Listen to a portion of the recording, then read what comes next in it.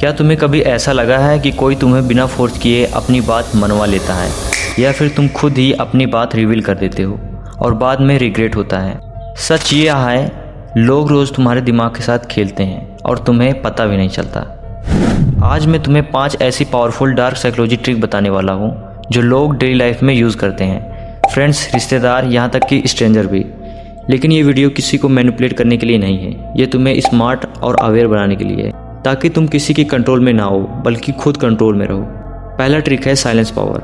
जब तुम किसी से बात कर रहे होते हो और वो अचानक चुप हो जाता है तो तुम्हारा दिमाग उस साइलेंस को अनकंफर्टेबल मानता है और फिर तुम खुद ही उस साइलेंस को फील करने लगते हो और ज़्यादा बोलने लगते हो। यही वो मोमेंट होता है जब तुम अपनी एक्स्ट्रा इन्फॉर्मेशन दे देते हो जो सामने वाला चाहता था। एग्जाम्पल, मान लो तुम इंटरव्यू में हो, इंटरव्यूअर तुमसे सवाल पूछता है, तुम आंसर देते हो और वो चुप हो जाता है। तुम सोचते हो शायद आंसर गलत है और तुम और बोलने लगते हो और वहीं आप गलती कर देते हो। स्मार्ट लोग साइलेंस को वेपन की तरह यूज़ करते हैं। दूसरी ट्रिक है मिररिंग। ये बहुत फेमस ट्रिक है। जब कोई इंसान धीरे धीरे तुम्हारी बॉडी लैंग्वेज, तुम्हारे बोलने का तरीका, स्टाइल और वर्ड्स कॉपी करने लगता है तो तुम्हारा दिमाग उसे अपना जैसा मान लगता है और अपने आप ट्रस्ट बिल्ड हो जाता है बिना किसी एफर्ट लगाए।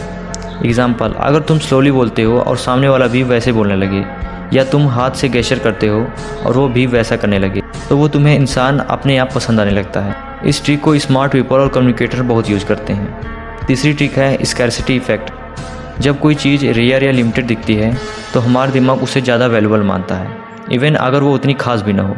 एग्जाम्पल, तुमने नोटिस किया होगा ऑनलाइन शॉपिंग में लिखा होता है ओनली 2 आइटम्स लेफ्ट या ऑफर एंड इन 10 मिनट्स, और अचानक वो तुम्हें चीज़ बहुत ज़्यादा इंपॉर्टेंट लगने लगती है क्योंकि दिमाग को डर लगता है अगर अभी नहीं लिया तो मिस हो जाएगा।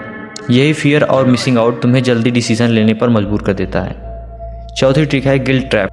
कुछ लोग सीधे रिक्वेस्ट नहीं करते बल्कि तुम्हें गिल्ट फील कराते हैं ताकि तुम उनकी बात मान लो। एग्जाम्पल, मैंने तुम्हारे लिए इतना किया और तुम मेरे लिए ये छोटा सा काम नहीं कर सकते। अब तुम ना बोलना चाहते हो लेकिन गिल्ट की वजह से हाँ बोल देते हो और सामने वाला जीत जाता है। ये ट्रिक इमोशनल मैनिपुलेटर का सबसे बड़ा और सबसे कॉमन तरीका है। पांचवी ट्रिक है कॉन्फिडेंस इल्यूजन। जो इंसान बहुत कॉन्फिडेंस से बोलता है आप उसे अपने आप सही मानने लगते हो और पसंद करने लगते हो, इवन अगर वो पूरी तरह से गलत भी हो।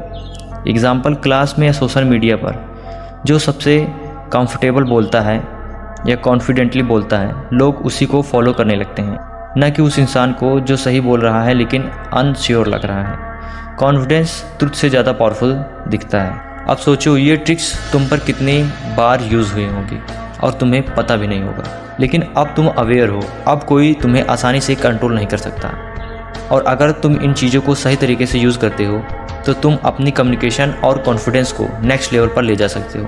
अगर तुम्हें भी ऐसी powerful real life psychology content और डेटिंग एडवाइस चाहिए तो ये चैनल सब्सक्राइब कर लेना, क्योंकि इस तरह के नॉलेजफुल वीडियो मैं लाता रहता हूँ।